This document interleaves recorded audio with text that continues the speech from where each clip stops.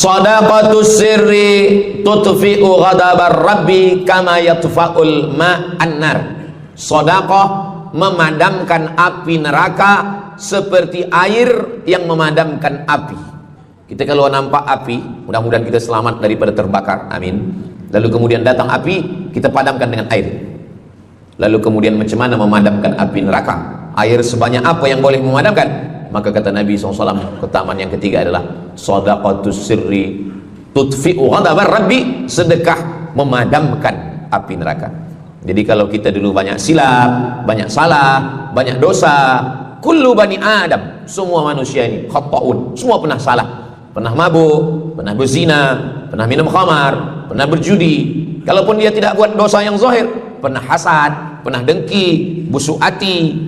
Maka ketika itu macam mana memadamkan murka Allah dengan istighfar, memadamkan dengan sembahyang, solat, sunat, taubat. Ada satu cara lagi. Dengan cara apa? Memadamkannya dengan sedekah.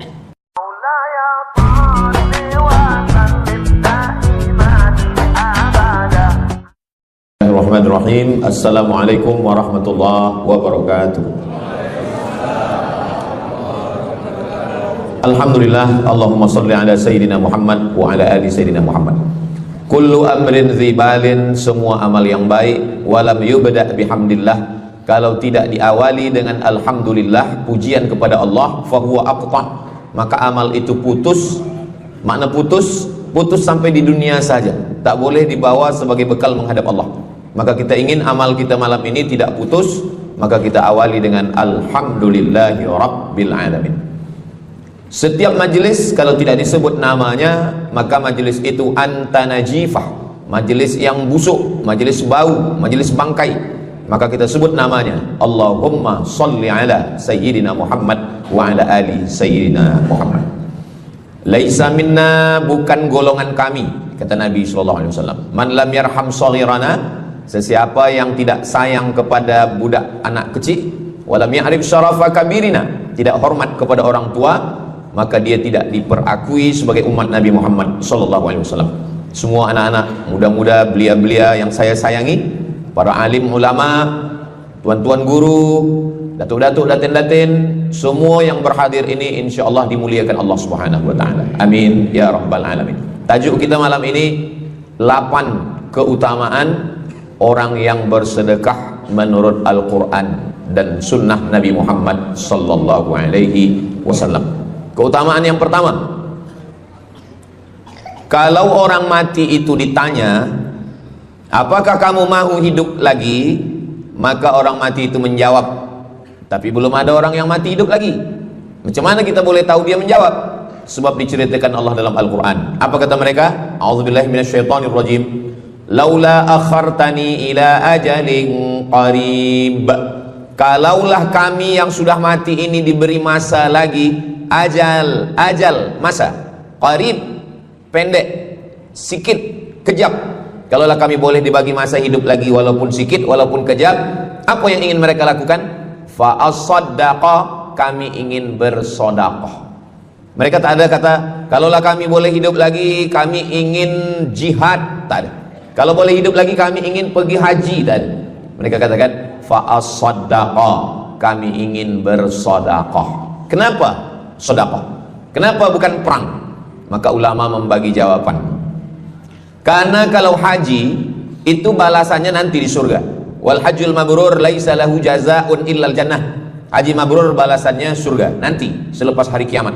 Tapi kalau sedekah, balasan pahalanya diperolehi ketika di alam kubur. Itulah kenapa orang-orang yang mati itu ingin kalau hidup lagi, fa as-sadaqah, mereka ingin bersedekah. Sedekah, hampir semua kata-kata dalam bahasa Arab itu asalnya 3 huruf. Sedekah. Sedekah artinya benar. Shadaqallahul azim, maha benar Allah. Sedekah artinya benar. Kalau memang benar betul iman kita, mana buktinya? Buktinya adalah dengan bersedekah. Itulah kenapa sedekah itu disebut dengan sedekah, tanda iman itu benar. Karena untuk menggerakkan lidah bercakap sangat mudah. Apa kata pepatah orang Melayu? Lidah tak bertulang, mudah saja menggerakkan. Asyhadu an la ilaha illallah wa asyhadu anna Muhammadar Rasulullah. Kalau memang benar betul cakap, mana buktinya? buktinya adalah sedekah. Lelaki mengatakan saya cinta kepada kamu, senang saja nak mengatakan cinta, tapi apa bukti, proof, mana memang betul cinta? Maka dia mesti bagikan sedekah. Kalau yang tadi itu sedekah, kalau ini namanya sodak. Sodak artinya mahar. Mahar pernikahan lelaki dengan perempuan, aku nikahkan engkau dengan anak saya dengan memberikan cincin emas dan gelang rantai tunai. Itulah dia sodak, tanda bukti cinta dia kepada seorang perempuan. Sedekah benar. As-sidqu, sidik, benar. As-siddiq, orang yang benar. Maka disebut dia dengan Abu Bakar Siddiq, karena dia benar memberikan emas sebesar batu waktu dibawa pergi hijrah bersama Nabi Muhammad SAW. Maka dia disebut dengan Siddiq karena dia benar imannya dengan memberikan sedekah. Tapi ada makna siddiq yang lain, ketika yang lain mendustakan Nabi, tak percaya kepada Isra Mi'raj, dialah orang yang percaya, maka disebut dia dengan Siddiq. Siddiq dari kata sadaq, benar. Karena iman dia yang benar.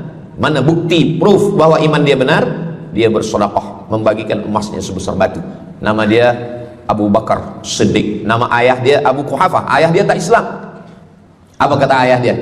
Habislah emas Abu Bakar itu dibawa Muhammad sallallahu alaihi wasallam. Anak Abu Bakar itu namanya Asma. Asma, mana emas ayah kamu? Dah habis dibawa Muhammad. Dia benci betul dengan Nabi Muhammad. Datang Asma, dia ambil batu, dia masukkan ke dalam kain. Kata Asma, emas ayah tu masih ada dalam kain, Datuk. Lalu Abu Quhafah memegang. Abu Quhafah ni buta, dia tak nampak. Oh ya, masih ada lagi. Rupanya emas itu sudah dibawa hijrah bersama Rasulullah sallallahu alaihi wasallam. Makanya kata Nabi, "Lau anfaqa ahadukum mithla Uhudin dhahaban." Seandainya ada di antara kamu yang boleh berwakaf emas walaupun sebesar bukit Uhud. Bukit Uhud itu panjangnya 7 km. Seandainya ada di antara kamu yang boleh berwakaf emas sebesar bukit Uhud, itu tak sampai setengah tapak tangan Sayyidina Abu Bakar Siddiq. Kenapa? Sebab kalau sekarang ada orang bersedekah banyak, memanglah sekarang sudah aman. Tapi masa itu masa susah, masa payah, Abu Bakar Siddiq menunjukkan bukti keimanannya.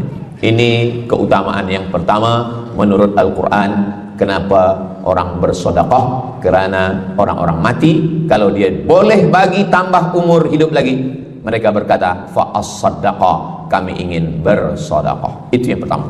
Yang kedua, sampai berapa nih? Sampai 8. Tadi saya dibagi tahu Ustaz sampai 8, atau tak pun sampai 8, kalau dah habis 60 menit habis. Yang kedua, idzas sama'um fatarat, langit terbelah. Wa idzal kawakibun tasarat, planet bertembung, berjatuhan. Wa idzal biharu fujirat, lautan diletupkan, tsunami namanya. Wa idzal quburu bu'thirat, semua yang dikubur dibangkitkan. Selepas itu kita pun bangkit dari kubur. Innama amruhu idza arada syai'an ayyaqula lahu kun fayakun. Bila kita bangkit, tak ada atap, tak ada dinding, tak ada pokok kayu. Semua gunung-gunung macam bulu kambing dihembus angin. Wa takunul jibalu kal ihnil manfush, macam bulu kambing dihembus angin. Di mana kita bernaung? Di mana kita berlindung? Kata Nabi sallallahu alaihi wasallam. Ini yang kedua. Kullu mri'in tahta zilli sadaqatihi, orang akan bernaung di bawah sedekah. Bukan bernaung di bawah haji, bukan bernaung di bawah sembahyang, bukan bernaung di bawah puasa, tapi tempat bernaung atap adalah sedekah. Tapi jangan sebab kita kaji sedekah malam ni, esok subuh tak sembahyang. Awak tak sembahyang, kita bernaung di bawah sedekah. Betul, memang bernaung di bawah sedekah, tapi tiangnya sembahyang. As-salatu imaduddin, sembahyang salat itu adalah tiang daripada agama. Maka tempat kita berlindung, tempat kita bernaung nanti adalah sedekah. Ada yang tenggelam kerana peluh saking panasnya, ada yang tenggelam kerana peluh sampai ke lutut, ada sampai ke pinggang, ada sampai ke leher, ada yang tenggelam habis. Tapi ada orang yang merasa sejuk, selesa. Kenapa? Kullu mri'in tahta zilli sadaqatihi, orang akan bernaung di bawah sedekah. Orang-orang yang membina masjid, macam mana mahalnya masjid, jutaan ringgit, maka ketika dia mati menghadap Allah Subhanahu wa taala, semua kepanasan, semua terik matahari sejengkal dari ubun-ubun kepala. Tapi ada orang yang tahta zilli sadaqatihi, dia akan bernaung di bawah sedekah. Mudah-mudahan panjang umur, Allah bagi kita rezeki supaya kita boleh bernaung di bawah sedekah kita nanti insyaallah. Kita masa siang 12 jam, malam 12 jam. Tapi di akhirat nanti khamsin alfasanah, 50.000 tahun. Belum tentu lagi diputuskan di pengadilan Allah Subhanahu wa taala.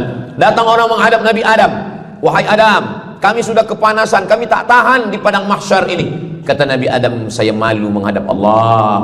Dulu kata Allah, "La taqraba hadhihi syajarah." Jangan dekati pokok kulbi. Fatakuna minaz zalimin. Nanti kau jadi orang zalim. Fa azallahuma syaitan. Tapi digoda syaitan. Lalu kemudian Nabi Adam bertaubat. Doa yang paling tua doa Nabi Adam, Rabbana zalamna anfusana wa illam taghfir lana wa tarhamna lanakunanna minal khasirin. Datang mereka menghadap kepada Nabi Nuh. Cepatlah Nabi Nuh menghadap kepada Allah supaya diputuskan mahkamah ini. Kata Nabi Nuh, "Saya malu menghadap Allah. Anak saya Kan'an, masa saya panggil, ya bunayya, wahai anak saya Kan'an, irkam ma'ana, ayo mari naik ke atas perahu sampan ayah." Apa kata Kan'an? "Sa'awi ila jabali ya'simuni minal ma." Saya naik sampan, saya naik ke atas bukit, saya akan selamat. Rupa-rupanya hujan 40 hari 40 malam, tenggelam. Kita belum lagi 40 hari 40 malam, baru 2 hari buaya dah naik ke jalan. Macam mana 40 hari 40 malam?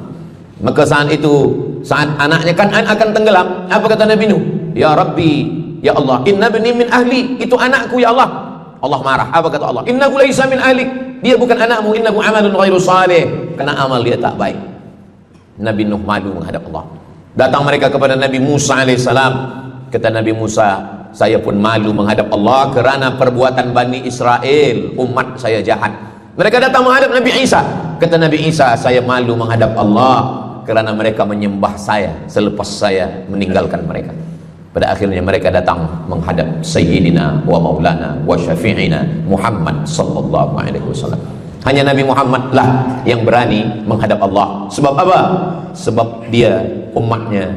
Maka walaupun kita umat yang paling kecil, umur paling pendek, badan paling tidak bertenaga, tapi kita adalah umat yang pertama nanti yang akan diputuskan perkara, dan kita adalah umat yang pertama akan masuk ke dalam surga Allah Subhanahu wa taala.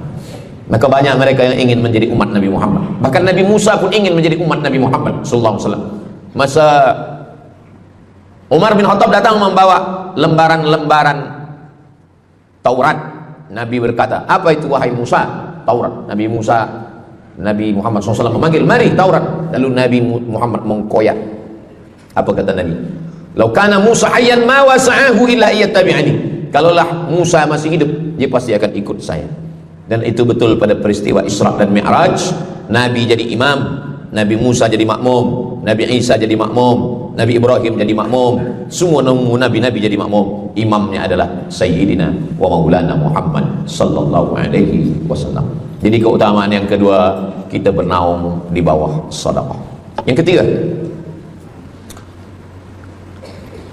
Shadaqatus sirri tutfi'u ghadabar rabbi kama yatfa'ul ma'an nar.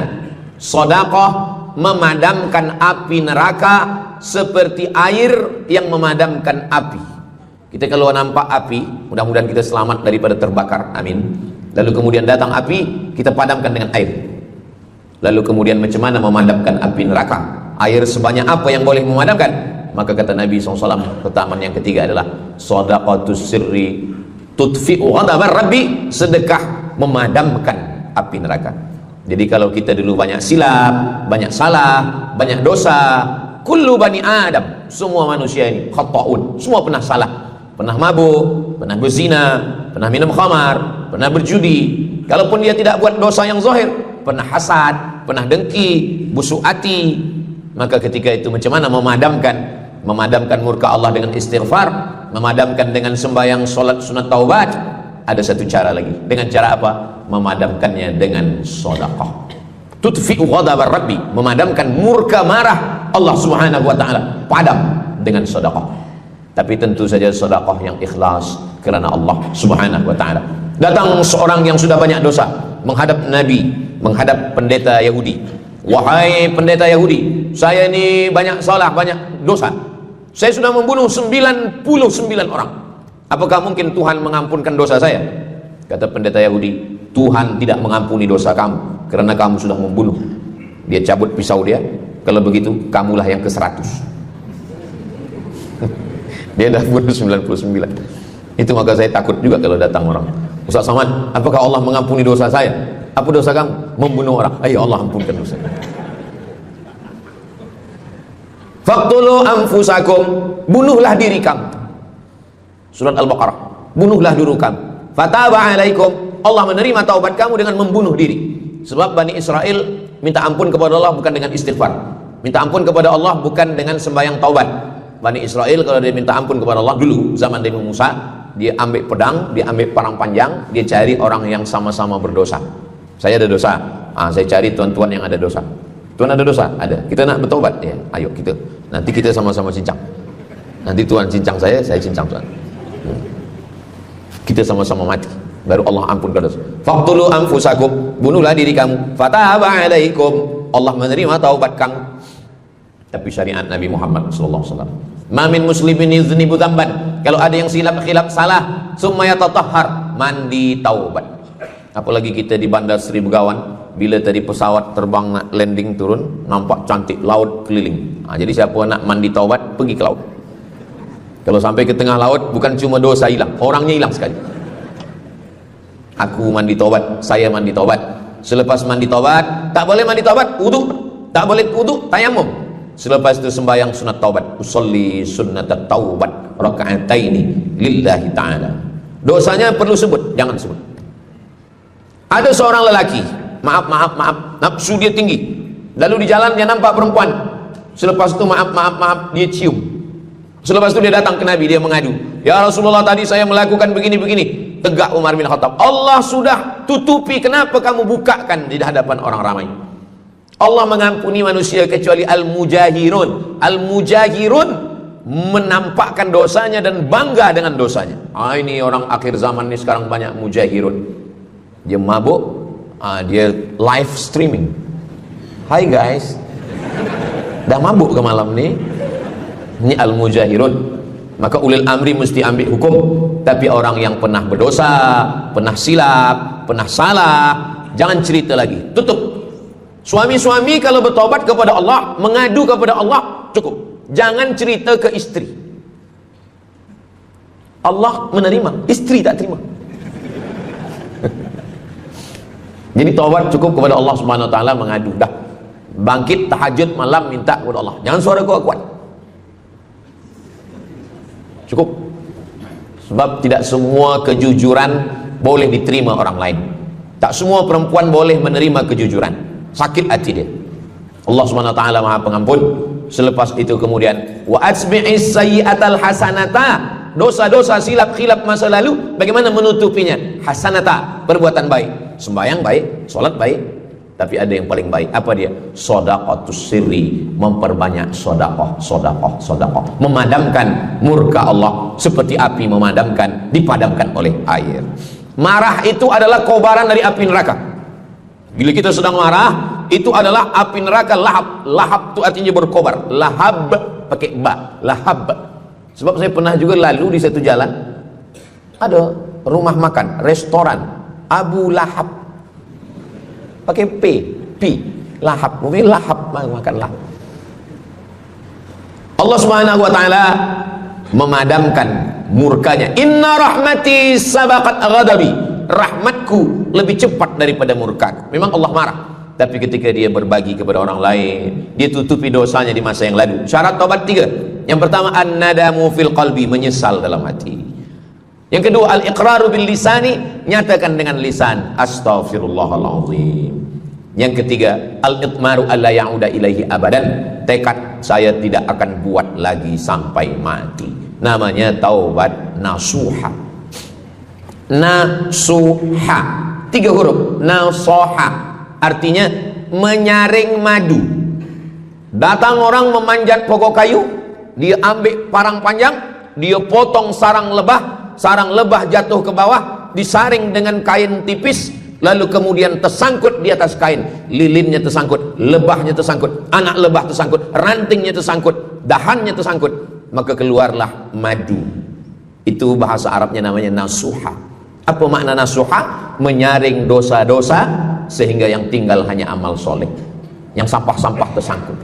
Sekarang susah nak minum madu yang asli, banyak palsu. Macam mana Ustaz, saya ni suka spesihat minum madu. Apa tanda madu ni asli? Bawa pulang ke rumah. Kalau isteri marah, itu asli.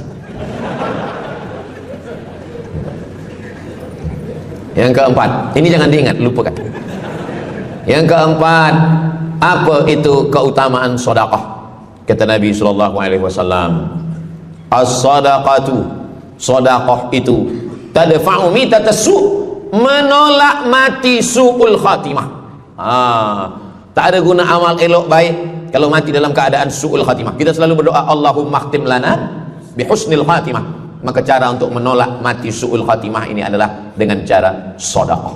Banyak orang mati husnul khatimah, bukan ulama, meninggal di dalam Masjidil Haram sedang pakai ihram, selepas tawaf di belakang makam Ibrahim ketika sedang sujud terakhir. Itulah mati yang paling indah. Dalam wudhu, sedang sembahyang, di sujud terakhir, dalam tanah haram, dalam Masjidil Haram, di belakang makam Ibrahim. Meninggal, dibawa jenazah balik. Orang datang bertanya kepada ibunya, dia masih pemuda belia. Apakah dia ulama? Dia bukan ulama. Kenapa dia mulia betul?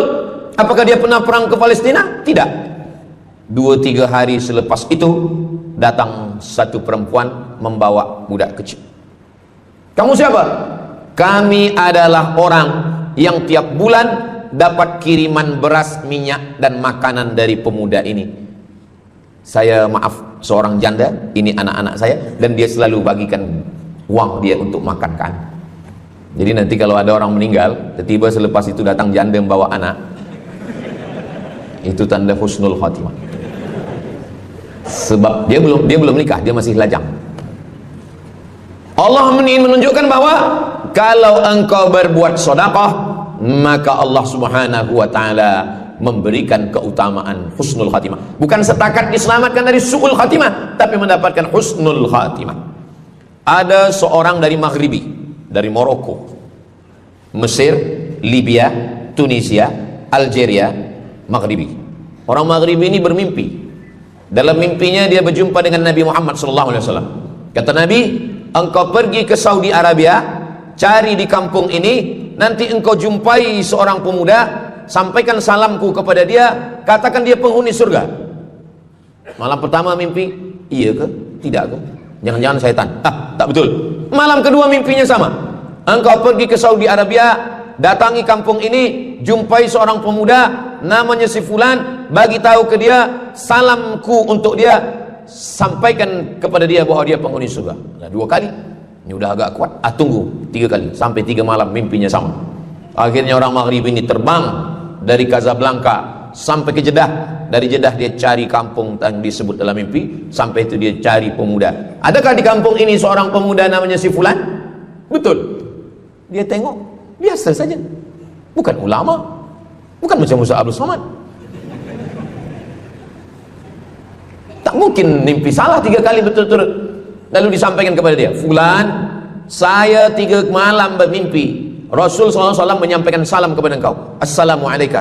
Kata Nabi, engkau adalah penghuni surga. Dia pun terkejut.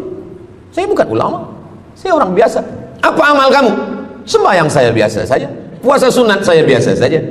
Hanya saja saya tak pernah menyimpan hasad dendam, dan saya selalu membagikan uang kepada fakir miskin, anak yatim dan du'afa.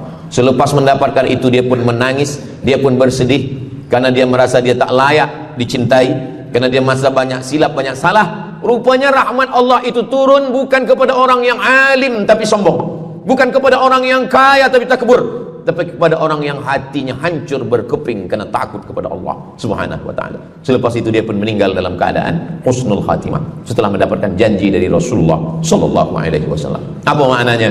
Bahwa kalau kita tak boleh sembahyang sampai tegak lutut bengkak, kalau kita tak tergolong orang yang rajin puasa sunat berhari-hari, kalau kita bukan orang yang kuat berjihad fisabilillah, maka carilah satu pintu.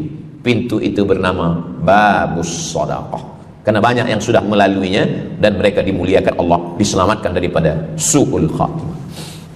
Yang keberapa? Kelima. Saya sebetulnya ingat, saya nak cuba aja. Kalau jamaah masih ingat, itu maknanya mereka masih konsen lagi, masih Masih sedar. Kalau dah terserah Ustaz lah nama berapa, kami pun dah balik ke dalam. Yang kelima, dawu mardakum bis sadaqah. Yang kelima, dawu mardakum bis sadaqah. Obati orang yang sakit di antara kamu dengan sedekah. Datang seorang lelaki yang lututnya bernanah menemui Imam Abdurrahman ibnu Mahdi. Wahai Imam Abdurrahman bin Mahdi, lutut saya ini bernanah, tak sihat-sihat. Kata Imam Abdurrahman bin Mahdi, saya ingat satu hadis Rasulullah, dawu mardakum bis sadaqah. Cuba engkau cari kampung yang di kampung itu tak ada air, kamu buat perigi. Perigi. Di kampung saya namanya perigi. Lalu dia pun pergi ke kampung yang tak ada air, dia galikan perigi. Selepas itu sehari, 2 hari, 3 hari, sepekan, sebulan, lutut dia sihat kering. Dia datang lagi kepada Imam Abdurrahman ibnu Mahdi. Alhamdulillah Imam Abdurrahman ibnu Mahdi, lutut saya sudah sihat. Apa hubungan lutut dengan sedekah? Rupanya setiap orang yang mengambil air untuk minum, untuk berwudu, untuk mandi, untuk memasak, selepas itu mereka berdoa, ya Allah, berikanlah kebaikan kepada orang yang sudah membagikan air ini. Doa silahul mu'min, doa senjatanya orang beriman. Kisah ini ada dalam kitab Sa'ah wa Sa'ah, Ajaib wa Taraif. Semua ada saatnya. Beberapa kisah-kisah yang ajaib diceritakan oleh Syekh Abu Amr Al-Misri dalam judul buku Sa'ah wa Sa'ah, Waraib wa Taraif. Sudah diterjemahkan ke dalam bahasa Melayu, judulnya Semua Ada Saatnya. Nama penerjemahnya Abdul Somad. Boleh dicari di google.com. Semua ada saat. Lalu kemudian saya sampaikan hadis ini di masjid. Dawu mardakum bis sadaqah. Obatilah orang yang sakit di antara kamu dengan sedekah. Selepas itu saya turun dari masjid, saya pergi ke kereta di parking. Datang seorang jamaah. Memang yang Ustaz sampaikan tadi betul. Kata saya, memang betul. Takkan saya sampaikan tak betul? Apa maksud awak? Betul. Istri saya kena sakit kista sebesar duit di dalam rahim dia. Kata doktor, ini mesti diambil, kalau tidak dia makin besar. Tapi kalau diambil, dicabut, operate, nanti akan tercabut rahim sekali. Dan kalau rahim tercabut, maka nanti tidak boleh mengandung. Mendengar itu istrinya menangis, suaminya tersenyum. Yang senyum budak kecil pula. Lalu kemudian rupanya istri dia tahu tentang hadis Nabi, dawu mardakum bis sadaqah. Obatilah orang yang sakit dengan bersedekah. Maka dia pun bersedekah. Selepas itu mereka pergi lagi medical check up ke hospital. Sampai di hospital dicek USG, rupanya kista itu makin kecil dan hilang. Doktor tu pula bertanya balik, awak makan apa? Saya makan nasi, gitu. Minum apa? Minum teh tarik. Saya amalkan hadis Nabi Muhammad SAW, dawu mardakum bis sadaqah. Kata doktor, awak tak perlu operate, dan ini tidak perlu dibelah, dan rahim awak masih boleh mengandung. Istrinya tersenyum, lakinya pula menangis. Begitulah Allah Subhanahu wa ta'ala. Syekh Abu Amr Al-Misri bercerita tentang seorang perempuan di Saudi Arabia. Dia pergi ke Amerika. Kata doktor di Amerika, kamu sudah balik ke rumah, makan kenyang, tidur lelap. Nanti kalau puan-tuan pergi hospital, lalu dokter bercakap, balik ke rumah, makan kenyang, tidur lelap. Itu maknanya malaikat maut sudah dekat, tak ada obat. Maka dia pun balik ke Saudi Arabia, dia ambil harta dia sedekah, dia sisa dia bagikan baki sikit untuk ahli waris. Selepas itu last kali dia pergi lagi ke Amerika, last medical check up. Apa kata doktor di Amerika? Kami sudah cek, kamu sihat walafiat. Banyak sekali orang-orang yang diberikan Allah Subhanahu wa taala keutamaan dengan sedekah, mukjizat bahwa Nabi SAW sudah meninggal dunia, tapi mukjizatnya masih ada sampai akhir zaman ini. Di antaranya adalah dawu mardakum bis sadaqah. Obatilah orang yang sakit di antara kamu dengan bersedekah. Yang ketujuh, yatsba'ul mayyita salasun. Yang mengiringi mayat orang mati ke liang lahat ada 3. Yang pertama, mal. Bahasa Arabnya mal. Orang kita menyebut mall, harta. Yang mengiringi manusia ke liang lahat, yang pertama maluhu, harta. Yang kedua ahluhu, istri, anak, menantu, kawan, jiran, sahabat. Yarji'usnani, yang dua ni balik ke rumah, anak balik, istri balik, kereta balik, semua balik. Wa yabqa wahidun, yang kekal hanya satu. Apa dia? Yang kekal hanya satu, itulah dia sedekah. Sedekah lah yang kekal. Itulah kenapa orang-orang meninggal dunia. Kita di atas dunia ini, kata Nabi, baina sittin wa sab'in. Kita hidup di atas dunia ini antara sittin 60, sab'in 70. 60 70, 60 70. Kalau umur 30, ada berjumpa jamaah umur 30 yang dia soal, dah berbini ke? Dah bini? Belum. Oh. Awak dah menikah? Belum. Apa belum nikah lagi? Kejap lagi Ramadan. Takkan jaga subuh? Macam mana nak sembahyang? Macam mana nak sahur? 30. Bila 40, soalan sudah berubah. Saya ni diabetes, saya ni kolesterol, saya ni. Bila masuk 50, dah mula tanya, saya ni rabun, tak nampak lagi. Bini pun kadang tak nampak. Bini orang nampak. Bila 60, mendengar tazkirah Ustaz Somad, mendengar tazkirah Ustaz Somad, kunci satu, jangan tersinggung. Ada beberapa jamaah tersinggung, balik meninggal. Bukan kena tersinggung, memang ajal dah sampai. Jadi Ustaz umur berapa? Saya lahir 18 hari bulan Mei 1977. Umur rasa 27. Umur ini bukan masalah angka, tapi masalah rasa.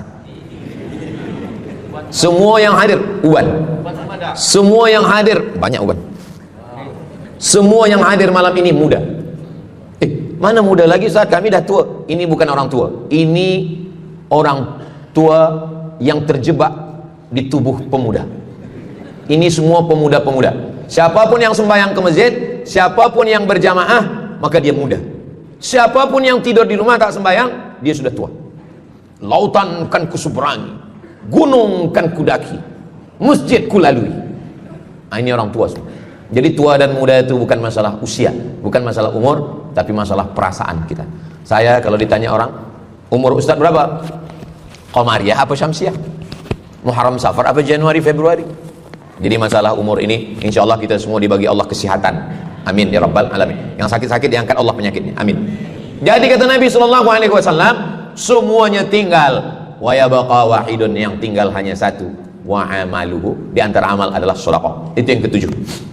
Nabi meninggal umur 63 tahun. Abu Bakar Siddiq 63 tahun. Imam Syafi'i lahir 150, meninggal 204. Imam Syafi'i lahir di Gaza, Palestina. Semoga Allah menolong saudara kita di Palestina. Imam Syafi'i lahir di Palestina, di Gaza 150 Hijrah. Meninggal di Fustat, Kahirah, Mesir 204. Imam Syafi'i umurnya hanya 54 tahun. 50, muda. Tapi Imam Syafi'i berada di alam barzah 204, sekarang sudah 1447, 1447 tahun. Apa maknanya? Berarti Imam Syafi'i di alam kubur sudah 1200 tahun. Soalan, lebih lama di atas tanah atau di dalam tanah? Lebih lama di alam barzah. Di alam rahim 9 bulan 10 hari. Di alam dunia 63 tahun kalau sampai. Di alam kubur menunggu hari kiamat. Imam Syafi'i sudah 1200 tahun, tapi setiap detik, setiap menit, setiap jam, dari maghribi sampai ke Nusantara, semua orang menyebut nama Syafi'i, Syafi'i, Syafi'i, Syafi'i. Setiap kampung ada nama orang Syafi'i, setiap kawasan ada nama orang Syafi'i. Begitulah mulianya Imam Syafi'i. Kita, seandainya kita mati, berapa lama lagi kita di alam barzakh? Dulu ada yang mengatakan kiamat 2012, rupanya tak jadi. Kan ada filmnya, kiamat 2012, Steven Spielberg. Tak jadi. Yas'alunaka 'anis sa'ati ayyana mursaha. Mereka bertanya kepadamu tentang hari kiamat. Qul, katakan, la ya'lamuha illa, yang tahu hanya Allah Subhanahu wa ta'ala. Pikirkan, kalau kita mati, apa yang akan mengalir? Rumah kita dijual, anak kita dibagi-bagi kepada ahli waris. Kereta kita dijual semuanya. Tapi orang yang membina masjid, Di Brunei Darussalam masjid dah cantik-cantik, besar-besar, elok-elok. Tadi kami cerita tentang Muslim yang ada di Kamboja, yang ada di Vietnam, yang ada di Myanmar, kesusahan, kepayahan, yang ada di Palestin. Itu kalau kita tolong, mengalir sampai hari kiamat. Kita fikirkan apa yang akan mengalir selepas kita mati menghadap Allah Subhanahu wa ta'ala. Di antara yang pasti mengalir, anak belum tentu. Waktu kita hidup dia soleh, selepas kita mati dia stres. Na'udzubillah. Mudah-mudahan anak-anak kita semua anak-anak yang soleh-soleh. Tapi yang pasti adalah sedekah. Maka kita siapkan sedekah menolong agama Allah Subhanahu wa ta'ala. Yang ke-8, kata Nabi SAW, idza matal insan, hadisnya ada dalam Sahih Muslim. Idza matal insan, ada orang yang membaca hadis ini idza mata ibnu Adam. Idza mata ibnu Adam itu terjemah, bukan bunyi teks. Bunyi teksnya idza matal insan, kalau manusia mati, inqata'a, putus. Tapi banyak yang salah paham tentang hadis ini. Kamu malam ini tak ada buat kenduri orang mati, tak ada baca doa, tak ada baca yasin, tak ada baca tahlil. Idza matal ibnu Adam, kalau manusia sudah mati, putus. Jangan kirim-kirim doa lagi. Banyaklah soalan ke saya, Ustaz Abdul Somad, ya, macam mana kalau orang sudah mati tak ada anak, lalu siapa yang mendoakan dia? Kata saya, yang mendoakan dia saya. Allahumma ighfir lahu warhamhu wa'afihi wa'fu anhu. Siapa yang akan bacakan Al-Fatihah untuk dia? Saya akan bacakan Al-Fatihah. Saya tengok muka dia macam meragu. Dia tak percaya Fatihah ini sampai. Siapa yang tak percaya Fatihah sampai, saya tak marah. Sebab ini masalah yang ghaib. Siapa yang tak percaya Yasin itu sampai, siapa yang tak percaya Fatihah itu sampai, saya tak marah. Bagi saja nama semua, lengkap dengan bin. Nanti bila mati saya kirim. Bila tak sampai, cepat-cepat bagi tahu. Idza matal insan, kalau manusia mati, inqata'a amaluhu, yang putus itu amal dia, amal yang mati itu. Misal ini ada orang mati, namanya Abdul Somad. Nanti kalau saya sebut nama lain tersinggung pula. Ada orang mati namanya Abdul Somad. Idza matal insan, kalau Abdul Somad ni mati, inqata'a amaluhu, maka yang putus itu amal dia, amal Abdul Somad ni yang putus. Amal orang Brunei untuk Abdul Somad putus atau tak putus? Tidak putus. Datang berita, mereka tengok di Instagram Abdul Somad, Ustadz Abdul Somad Official. Bagi yang belum follow, cepat follow. Dapat berita, Ustadz Somad sudah meninggal. Orang Bandar Seri Begawan, semua orang Brunei mengirimkan Al-Fatihah, mereka sholat ghaib. Sampai apa tak sampai? Sampai. Jadi mana yang putus itu apa maknanya? Amal dia putus, amal orang mati nih putus, amal orang hidup kepada yang mati tak putus. Saya bilang sekali lagi, yang putus itu amal orang mati. Amal orang mati putus. Apa maksud amal orang mati putus? Kepada muslimin muslimat, sila datang ke masjid yang akan membagi tazkirah almarhum Abdul Somad. Itu putus. Mana boleh tazkirah lagi? Orang mati itu amalnya putus, tapi amal orang hidup untuk orang mati tidak putus. Kalau memang putus, kenapa ada amalnya yang tak putus? Ada amal dia yang tak putus. Ini Abdul Somad mati dia, amal dia semuanya putus, tapi ada amal dia yang tak putus. Pertama, shadaqatun jariyah. Shadaqah itu kan amal dia, tak putus. Sedekah dia, bina masjid dia, sedekah dia tahfiz Quran. Budak-budak tahfiz Quran itu menghafal Quran, jadi tuan guru, punya murid, punya pondok, maka tak putus. Amal dia tapi tak putus. Yang kedua, ilmun yuntafa'u bih, mengajar dia, diamalkan orang, tak putus. Waladun solihun, anak soleh. Anak soleh itu maksudnya, anak soleh itu kan amal dia. Itu yang banyak orang yang tak paham. Macam mana amal soleh macam mana amal soleh itu amal kita? Macam mana anak soleh itu amal kita? Kalau istri, mohon maaf, kalau istri awak cuma awak tengok saja, apakah mungkin dia hamil? Itu dah payah betul dah menjelaskan. Maknanya anak kita itu amal kita. Maka kalau kita mati, dia tetap mengalir. Bukan berarti doa orang lain tak sampai. Ini banyak orang salah faham. Selepas orang meninggal, tak usah baca doa lagi, tak usah Allahumma ighfir lahu lagi, tak usah baca Yasin lagi, tak sampai. Maksud putus itu amal orang mati itu putus. Kalaulah putus amal orang hidup kepada orang mati, tak ada sholat jenazah. Nanti kalau ada orang mengatakan, tak usah baca doa, kita udah putus semua. Nanti bila dia mati, jangan sembahyangkan. Sebab sembahyang jenazah itu kan amal orang hidup untuk orang mati. Allahu Akbar, Allahumma alhamd, Allahu Akbar, Al-Fatihah, Allahu Akbar, salawat, Allahu Akbar, Allahumma fir lahu warhamhu wa'afihi wa'fu anhu, Allahu Akbar, Allahumma la tahrimna ajrahu wa la taftina ba'du wa waghfir lana wa lahu wa li ikhwanina alladhina sabaquna bil iman wa la taj'al fi qulubina ghillan lil ladzina amanu rabbana innaka ra'ufur rahim.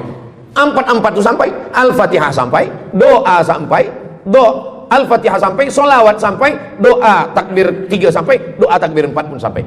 Itu maknanya amal orang hidup sampai, tapi amal orang mati putus. Apakah orang mati itu tetap beramal? Orang mati tetap beramal, tapi katanya putus. Yang putus itu amal wajib. Sholat wajib, tak wajib lagi. Puasa wajib, tak wajib lagi. Adapun amal yang tak wajib, makanya kalau ada suami yang tak mau amal wajib, suruhlah dia mati. Mana dalil Ustadz bahwa orang mati tetap beramal? Waktu Nabi Muhammad SAW Isra Mi'raj, Nabi Isra Mi'raj, Nabi tengok Nabi Musa sholat di dalam kuburnya, padahal Nabi Musa sudah meninggal. Itu menunjukkan orang meninggal pun beribadah, tapi ibadah dia tidak wajib lagi. Waktu sampai di Masjidil Aqsa, Nabi Ibrahim sholat, Nabi Musa sholat, Nabi-Nabi sholat, padahal mereka sudah meninggal dunia. Itu menunjukkan bahwa orang mati beribadah, tapi ibadahnya tidak wajib.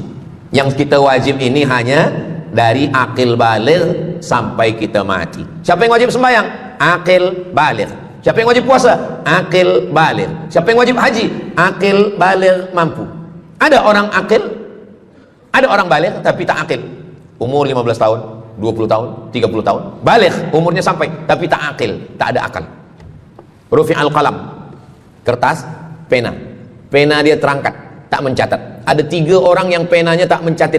Yang pertama, anis sobi hatta yahtalim, budak kecil sampai dia mimpi akil balik. Yang kedua, anin naim hatta yastayqiz, orang tidur sampai dia terjaga. Yang pertama, budak kecil sampai akil balik. Maka kalau nak nakal waktu kecil itulah. Menyesal saya Ustaz, waktu kecil dulu baik-baik. Yang kedua, anin naim hatta yastayqiz, orang tidur sampai dia jaga tidur. Makanya kalau nak buat dosa, waktu tidur. Ada seorang suami tidur, selepas itu dia terjaga, dia katakan ke istri dia, Adinda, buah hati belayan jiwa, siang dan malam terbayang-bayang, makan tak kenyang, tidur tak lelap. Abang bermimpi malam tadi. Mimpi apa? Mimpi berbini lagi. Kata istri dia, engkau tidur lagi, mimpi lagi, ceraikan dia. Macam mana nak tidur lagi? Begitulah. Tapi perempuan ini tak ada di Brunei, di kampung saya. Sini baik-baik. Orang tidur, dia tidak boleh dihukum, sebab mimpi kita tak boleh buat-buat. Anil naim hatta yastayqiz, orang tidur sampai dia jaga tidur. Anil majnun hatta yafiq, orang gila sampai sehat. Orang gila tak diambil hukum, tak wajib sembahyang, tak wajib puasa. Itu maka kadang istri kalau ada lelaki tak sembahyang, abang ni gila ke? Kata, aku tergila-gila dengan kamu sayang. Jadi siapa yang wajib? Macam mana dengan orang yang pikun, hilang ingatan? Hilang ingatan bila dari mula zuhur azan sampai waktu asar habis, ingatan dia hilang, maka dia tak wajib sembahyang. Tapi bila dia ingat sekejap, dia wajib lagi. Itu pula masalahnya Ustaz. Laki saya ni hilang ingatan waktu sembahyang saja. Lepas tu ingat balik. Balik, berakal. Kata orang, kalau sudah tua kita mengalami namanya demensia. Manusia, demensia, amnesia. Amnesia tak ingat apa-apa, semua lupa. Itu maka kita bila nak pergi kemana-mana guna helmet, sebab bila kepala ni terantuk, lupa. Ada kawan saya, dia hafaz Quran 30 juz, ceramah, tazkirah kemana-mana, bawa kereta, jatuh. Kata dia, banyak ayat-ayat yang hilang. Maka aku kalau sembahyang ayat pendek-pendek. Kata saya, bang, di kampung saya dulu, kalau ada radio yang dah tua, yang rosak, itu biasa kita pukul, mau elok balik. Cuba antukkan sekali lagi, kata saya. Kata dia, aku takut kalau aku antukkan Fatihah ni pula hilang. Maka Islam ini datang menjaga 5. Pertama, menjaga akal, tak boleh minum khamar, tak boleh guna khamar, narkotik. Menjaga diri, tak boleh bunuh diri. Menjaga kehormatan, tak boleh menghina orang.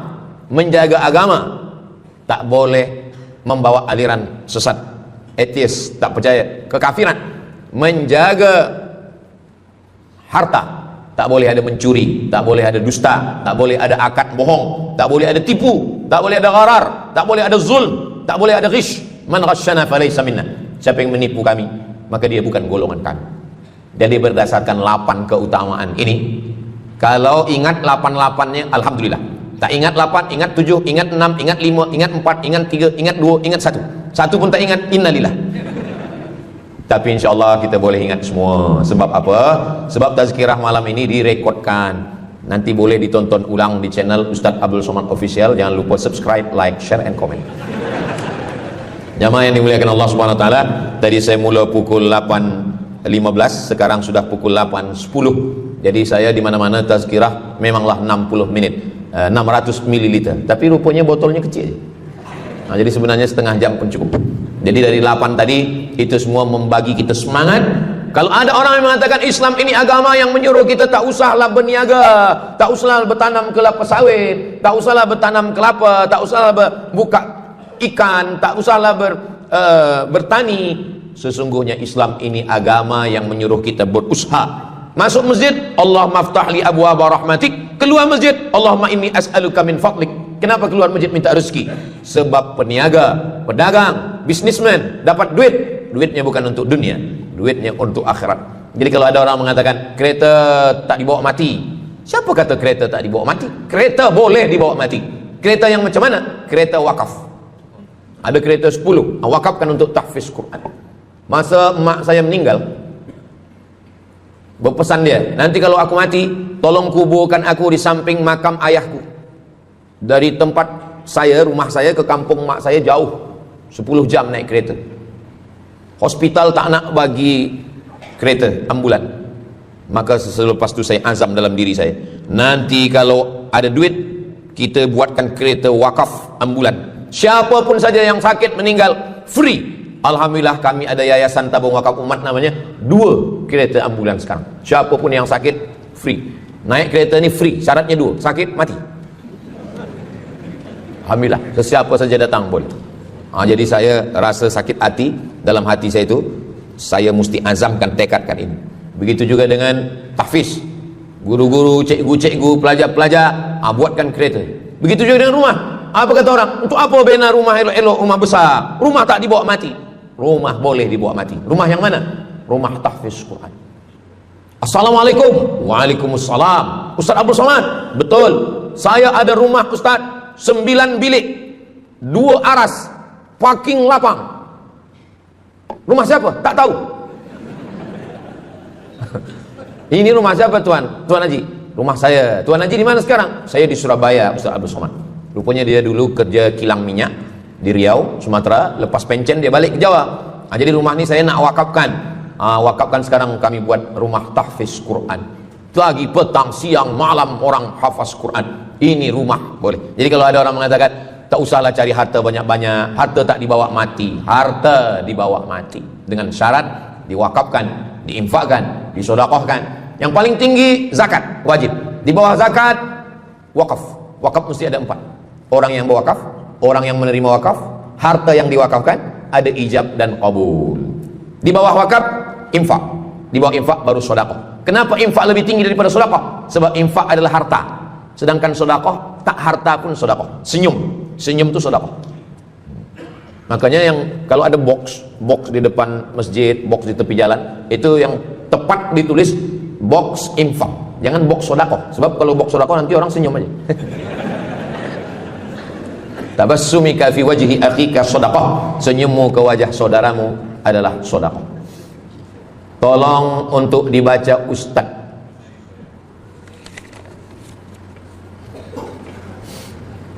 Seorang hamba yang ketika jahiliyah pernah mengambil hak orang dengan mengambil persen daripada uang infak. Setelah dia menyadari akan salahnya, dia bertaubat dan ingin mengembalikan hak tersebut. Masalahnya dia tidak mengetahui berapa dan ke siapa dibalikkan. Kalau kita termakan terpakai duit, Yang kita tak tahu entah punya siapa. Coba ingat-ingat, memang kalau masalah ini kadang kita lupa memang. Coba ingat tahun berapa?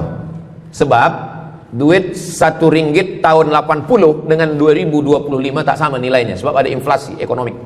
Jadi coba ingat, tengok dengan harga emas. Tahun 80 berapa 1 gram emas? Tahun 2025 berapa? Maka dihitungnya ke emas, bukan ke dolar, tapi kepada emas. Nah, selepas kita dapat harga emas, lalu kita balikkan. Misalkan tahun 80 100 ringgit itu 1, 2, 3 gram. Nah, maka yang sekarang kita tidak balikkan 100 ringgit, tapi kita balikkan sekarang 2025 dengan 3 gram emas. Berapa harga 3 gram emas? Lepas itu kita balikkan. Kalau kita tak tahu orangnya di mana, anak cucunya, ahli warisnya tak tahu, maka kita serahkan kepada masalih ammah. Masalih ammah artinya kepentingan umum. Pendidikan tahfiz Quran, sekolah, tempat anak yatim, tempat duafa fakir miskin, ke masjid, boleh. Tapi kalau kita bawa duit haram, duit tak jelas, kita serahkan saja. Datang, tuan guru bagi dah. Jangan sebut pula, tuan guru ini ada beberapa duit haram saya nak bagi ini. Serahkan. Begitu juga dengan orang yang menyimpan uang di bank yang bukan Islamic bank. Syukran, jazakumullah khair. Lalu kemudian dia duduk di negeri yang tak Islam. Lalu kemudian dia letakkan di bank yang tak Islamik. Maka duit ini ada fawaid, ada bunganya. Riba, haram. Kalau dia simpan di rumah, dia takut hilang. Duit ini tak boleh dia makan, tak boleh dia belikan ke pakaian, tak boleh dia bagikan ke orang lain.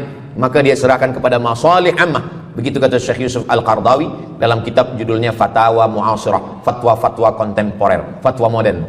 Jadi masalih ammah, kepentingan umum, bukan untuk diri sendiri. Orang terhalang doanya sebab 3. Mat'amuhu haram, makanannya haram. Masyrabuhu haram, minumannya haram. Malbasuhu haram, pakaiannya haram. Wadhiya bil haram, dibagi makan haram.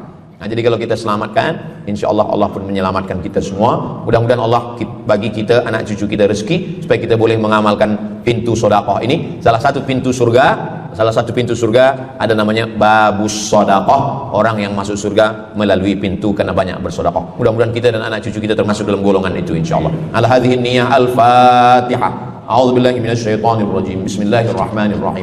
Alhamdulillahirabbil alamin. Arrahmanir rahim. Maliki yaumiddin. Iyyaka na'budu wa iyyaka nasta'in. Ihdinas shiratal mustaqim. Shiratal ladzina an'amta 'alaihim ghairil maghdubi 'alaihim waladdallin. Amin. Allahumma shalli 'ala sayyidina Muhammad wa 'ala ali sayyidina Muhammad. Allahumma anzilir rahmata was salamata wal barakata 'ala hadhil jamaah. Ya Allah, turunkanlah keselamatan, kerahmatan, keberkahan kepada seluruh jamaah yang hadir ini ya Allah. Allah marzuqna rizqan halalan thayyiban mubarakan fi. Berikanlah kami rezeki yang halal yang barakah supaya kami dapat berwakaf, berinfak dan bersedekah. Ya muyassir kulli asir, engkau yang memudahkan segala yang susah. Yassir lana umurana, mudahkan segala urusan kami. Umurad dunya wal akhirah, urusan dunia dan urusan akhirat ya Allah. Allahumma wasi' arzaqana, lapangkan rezeki kami. Barik lana fi umurina, berikan berkah pada umur kami. La tada' lana dzamban illa ghafartah. Pulang kami dari majelis ilmu ini dalam keadaan bersih dari segala dosa-dosa. Wala dainan illa qadaita, tolong kami lepas dari segala hutang piutang riba. Wala maridan illa syafaita, ada saudara kami yang sakit, angkat penyakitnya, sihatkan ya Allah. Wala mayyitan illa rahimtah, yang meninggal dunia, curahkan rahmat kasih sayangmu, lapangkan kuburnya, selamatkan dari azab ya Allah. Wala aziban illa zawajatah, yang belum menikah, berikanlah jodoh yang baik-baik ya Allah. Wala raghiban illa anjabatah, yang belum ada keturunan, berikanlah anak yang soleh, solehah, penghafal Quran, mujahid fi sabilillah. Allahumma ja'al hadzal balada baladan amina, jadikanlah negeri tempat tinggal kami negeri yang aman dan damai. Allahumma dafa'na al-ghala wal waba wal fahsya wal riba wal zina wal munkar, selamatkan dari malapetaka, bencana, musibah, segala perbuatan keji dan munkar. Rabbana fir lana dzunubana wa li walidaina wa li abaina wa li ummahatina wa li ajdadina wa li masyayikhina, ampunkan dosa kami, datuk nenek moyang kami, guru-guru kami, wa liman hadarana, semua yang hadir dan mengikuti kajian kami malam ini ya Allah. Rabbana atina fid dunya hasanah wa fil akhirati hasanah wa qina adzabannar. Wa sallallahu ala sayyidina Muhammad wa ala alihi washabihi wasallam. Walhamdulillahi rabbil alamin. Taqabbalallahu minkum minna wa minkum taqabbal ya karim. Terima kasih segala perhatian. Mohon maaf segala kesilapan. Aku qauli hadza astaghfirullah li wa lakum. Saya tutup dengan pantun penutup. Menangkap puyuh di Bukit Selasi. Thank you dan terima kasih. Wassalamualaikum warahmatullahi wabarakatuh.